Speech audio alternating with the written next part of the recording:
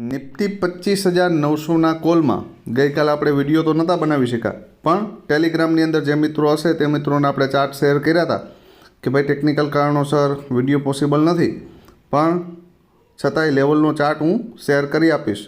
તો આની અંદર મેં એરા ડ્રો કરીને ચાર્ટ શેર કર્યા હતા કે ભાઈ આ પ્રીમિયમ 60ની ઉપર બુલિશ છે. કોની ઉપર? 60ની ઉપર. 60ની ઉપર આ કેવું છે તો કે બુલિશ છે. તો એક્ઝેક્ટ 60થી 92 સુધી ગયું અને 92 સુધી જ એરો હતો.